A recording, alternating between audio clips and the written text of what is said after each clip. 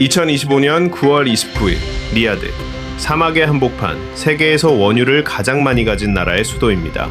팻코, 사우디아라비아 에너지 관련 투자 기업의 본사 회의실입니다.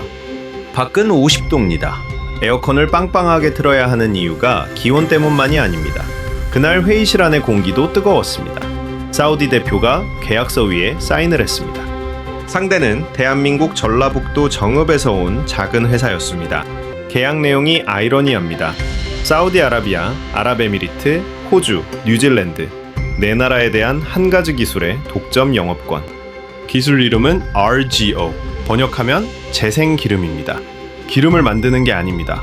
버린 쓰레기에서 기름을 뽑는 기술입니다. 지구상에서 원유가 가장 많은 나라가 기름 한 방울 나지 않는 나라에 전화를 걸었습니다. 우리가 못하는 걸 당신들이 해냈군요. 우리나라에서 써도 됩니까? 여러분, 이게 지금 실제로 벌어지고 있는 일입니다. 그런데 이 기술이 어디서 왔는지 아시나요? 한국에서가 아니었습니다. 해외가 먼저 알아봤습니다. 영국 케임브리지 대학이 2021년에 전담 실험실을 직접 열었습니다. 대학이 특정 기업의 기술을 연구하려고 전담 실험실을 만드는 건 드문 일입니다. 케임브리지가 그걸 만들었습니다. 국내에서는 40년 동안 의심과 공격을 받았던 기술입니다. 이 영상 끝까지 보시면 세 가지를 알게 됩니다.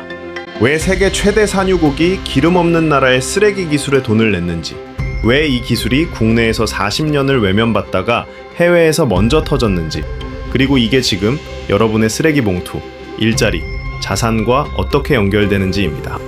하지만 진짜 이야기는 지금부터입니다. 이 기술의 40년 기원, 바로 다음에서 낱낱이 해부해드리겠습니다. 1990년대 경기도 어딘가의 작은 연구소입니다. 정응재 박사가 칠판 앞에 섰습니다. 환경공학자였던 그는 평생 한 가지 질문을 붙들고 살았습니다. 이 기름을 왜 처음부터 다시 만들어야 할까? 이미 한번 기름이었던 것을 되돌릴 수는 없을까? 플라스틱은 원래 석유입니다. 수백만 년 걸려 땅속에 만들어진 석유를 인류가 뽑아다가 플라스틱을 만들고 5분 쓰고 버립니다. 매립지에 묻히거나 소각로에서 연기가 됩니다. 정 박사는 이게 너무 아까웠습니다. 그래서 수십 년을 팠습니다. 기존 기술의 문제는 온도였습니다. 폐플라스틱을 열분해하려면 400도에서 800도의 고열이 필요합니다. 불로 태우니까 굴뚝에서 검은 연기가 납니다. 이산화탄소가 나오고 다이옥신이 나옵니다. 환경을 망치면서 환경을 살린다는 모순입니다. 투자 대비 수익도 맞지 않아 사업이 되지 않았습니다. 정 박사가 찾아낸 해답은 불이 아니라 파동이었습니다. 세라믹 볼이 특정 파동을 방출하면 플라스틱의 탄소 고리가 물리적으로 끊어집니다. 300도 미만의 저온에서 연소 없이, 굴뚝 없이, 마치 세탁기 안에서 세라믹 볼이 돌아가듯 플라스틱이 분해되고 거기서 기름이 흘러나오는 구조입니다. 처음에는 아무도 믿지 않았습니다. 당연합니다. 불 없이 기름이 나온다는 건 상식밖의 이야기였습니다. 학계도, 정부도, 투자자도 고개를 저었습니다. 정 박사는 연구소 문을 굳게 닫고 계속 실험했습니다. 혼자서 30년을 넘겨 2022년 정응재 박사가 세상을 떠났습니다. 아들 정영훈 대표가 2006년부터 아버지 곁에서 기술을 이어받아 배웠고 2015년 도시유전을 설립했습니다. 도시 속의 유전, 매립지가 유전이고 쓰레기통이 유전이라는 뜻입니다. 그런데 한국에서는 이 기술을 믿지 않았습니다. 연소 없이 어떻게 기름이 나오냐? 사기 아니냐? 10년 가까이 의심과 공격이 이어졌습니다. 정영훈 대표 본인이 인터뷰에서 직접 말했습니다. 국내에서 의심받는 게 지겨워서 해외로 눈을 돌렸다. 그러자 해외가 손을 내밀었습니다. 2021년 영국 케임브리지 대학교. 대학이 도시유전의 RGO 기술을 연구하는 전담 실험실을 만들었습니다. 한국의 환경공학자가 수십 년 걸려 만든 기술을 영국 최고의 연구기관이 먼저 교과서에 올렸습니다. 국내에서 10년 사기 논란으로 고생하던 기술이 지구 반대편에서 학문이 되고 있었습니다. 이 사실 하나가 전부를 말해줍니다. 케임브리지가 실험실을 열기 전까지 국내에서 이 기술에 투자한 사람이 없었습니다. 케임브리지 실험실이 열리고 나서야 국내 여론이 바뀌기 시작했습니다. 우리가 먼저 알아보지 못했다는 사실이 이 기술의 역설적인 역사입니다. 그런데요, 이 기술이 왜 하필 지금 세계를 뒤집고 있는지 이해하려면 RGO 기술의 진짜 구조를 알아야 합니다. 바로 다음에서 설명드리겠습니다. 쓰레기 100kg을 넣으면 기름 70kg이 나옵니다. 다시 한번 말씀드립니다. 쓰레기 100kg을 넣으면 기름 70kg이 나옵니다. 공장에 들어서면 냄새가 없습니다. 굴뚝도 없습니다. 기존 소각시설을 봤던 분들은 낯섭니다. 세라믹 볼이 파동을 방출하면 오염된 포장재도 기름 먹은 비닐도 음식물 묻은 복합 소재 쓰레기도 300도 미만에서 탄소고리가 끊어지면서 기름으로 돌아옵니다. 기존 기술의 한계는 선별이었습니다. 깨끗한 플라스틱만 골라야 했습니다. 음식물이 묻은 포장재는 버려야 했습니다. 그래서 재활용률이 낮았습니다. 실제로 한국에서 분리배출된 폐플라스틱 중 실제로 재활용되는 비율은 2020년 기준 0.9%에 불과했습니다. 100개 버리면 99개는 결국 땅에 묻히거나 태워졌다는 뜻입니다. 하지만 RGO는 음식물이 묻은 포장, 기름 뺀 통닭봉지, 오염된 폐비닐을 그냥 넣어도 됩니다. 원료 선별 비용이 사라집니다. 이게 혁명인 이유가 여기에 있습니다. 그리고 이 기름은 그냥 기름이 아닙니다. 납타입니다. 플라스틱과 합성 섬유, 화학 제품의 원료가 되는 고급 석유화학 기초 원료입니다. 일반 원유에서 정제해서 뽑아야 하는 걸 쓰레기에서 바로 뽑는 겁니다. 잠깐, 여기서 한 가지 더 말씀드려야 할 게 있는데요. 이 기름에서 나오는 돈은 하나가 아닙니다. 두 개입니다. 첫 번째 수익, 그린 나프타. 일반 나프타보다 높은 가격을 받습니다. 유럽연합은 2030년부터 플라스틱 포장재의 재생원료 의무 비율을 부과합니다. BASF 같은 세계 최대 화학 기업들이 이 원료를 구하지 못하면 유럽에서 제품을 팔 수 없게 됩니다. 독일이 먼저 기술을 개발하려고 했습니다. 아직 상용화에 실패했습니다. 그래서 한국에서 원료를 수입하는 계약을 맺었습니다. 두 번째 수익, 탄소 배출권. 폐플라스틱 1톤을 처리하면 이산화탄소 2.7톤을 감축한 것으로 인정받습니다. 연간 탄소 배출권 17,500톤. 유럽 탄소 시장에서 이산화탄소 1톤은 60에서 70유로에 거래됩니다. 계산하면 연간 수십억 원의 추가 수익이 붙습니다. 쓰레기를 처리하면서 환경 점수까지 쌓아 돈을 받는 구조입니다. 쓰레기 하나에서 두 개의 돈이 나오는 구조입니다. 아까 말씀드린 개념을 정의하겠습니다. 이걸 도시유전 효과라고 부를 수 있습니다. 땅 속의 원유가 아니라 도시 위의 쓰레기통이 유전입니다. 자원 빈곡이라는 40년 된 통념이 뒤집히는 구조입니다. 사우디의 계약이 이 맥락에서 이해됩니다. 사우디는 기름이 넘치는 나라입니다. 그런데 왜 재생기름 기술에 돈을 내고 독점권을 샀을까요? 사우디의 미래 전략인 비전 2030의 핵심은 탈석유 경제입니다. 에어컨 돌리고 데이터 센터 냉각하는데 자국 원유를 계속 태우면 수출로 팔 기름이 줄어듭니다. 쓰레기를 기름으로 만들어 국내 에너지로 쓰고 원유는 수출로 돌리는 계산입니다. 탄소 배출권까지 챙깁니다. 사우디의 계산이 정확히 맞았습니다. 3국 비교를 해보겠습니다. 일본은 폐플라스틱을 소각합니다. 태워버립니다. 탄소 배출은 물론 재생 수익은 없습니다. 나름의 이유가 있습니다. 국토가 좁고 이미 소각 인프라에 수십조를 투자해서 바꾸기 어렵습니다. 손해를 알지만 이미 너무 깊이 들어간 겁니다. 독일은 2020년대부터 기술 개발을 시도하고 있습니다. 아직 상용화가 안 됐습니다. BASF는 2030 의무화 기한이 다가오자 한국에서 재생 나프타를 사오는 쪽으로 방향을 틀었습니다. 독일이 한국에서 원료를 수입합니다. 한국은 연소 없이 300도 미만에서 세라믹 볼로 쓰레기를 기름으로 만드는 기술, 세계 유일 상용화에 성공했습니다. 40년을 파서 만든 결과입니다. 그런데 전문가들이 잘 말하지 않는 게 하나 있습니다. 이 기술이 여러분의 장바구니, 일자리, 달러 자산에 어떻게 직접 연결되는지입니다. 중간 요약 후 바로 말씀드리겠습니다. 아까 훅에서 말씀드린 약속을 지킬 시간입니다. 왜 사우디가 기름 없는 나라의 기술을 샀는지 지금 그 답이 나왔습니다. 핵심 3가지입니다. 첫째, 연소 없이 쓰레기를 고급 재생기름으로 만드는 RGO 기술이 한국에서 세계 최초로 상용화됐습니다. 둘째, 기름 한 방울 없는 나라의 기술을 세계 최대 산유국이 독점권을 사갔습니다. 셋째, 이 기름에서 나프타와 탄소 배출권 2가지 돈이 동시에 나옵니다. 이 흐름이 여러분과 어떻게 연결되는지 반론 하나 먼저 처리하겠습니다. 이쯤 되면 이런 생각이 드실 수 있습니다. 또 한국 기술자랑 영상이군. 국내에서 오랫동안 사기 논란에 시달린 기술이 갑자기 세계 최고가 된다고? 그게 말이 돼? 당연한 의심입니다. 저도 같은 질문을 했습니다. 사실을 먼저 인정하겠습니다. 도시유전은 국내에서 10년 넘게 사기 논란에 시달렸습니다.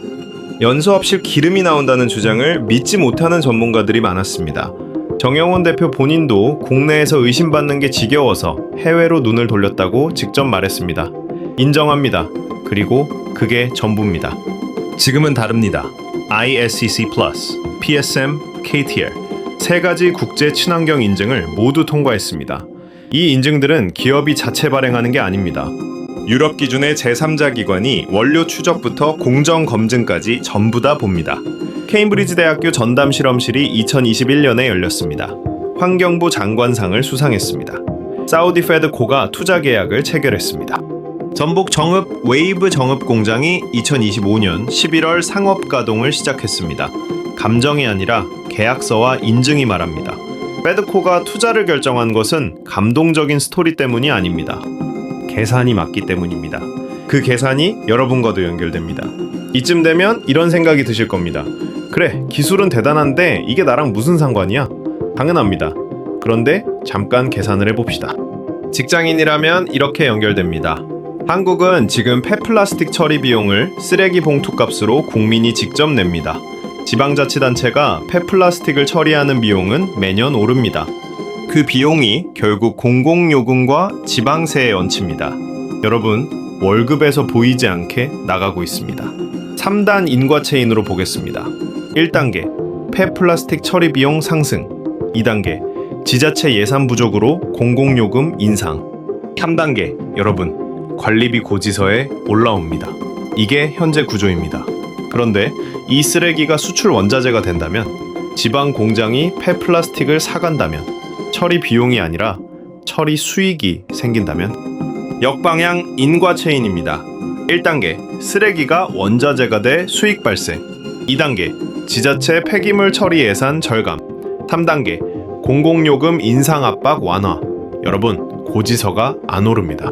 여러분이 분리수거통에 넣는 오염된 비닐봉지가 수출품이 될 수 있습니다. 자영업자라면 이렇게 연결됩니다.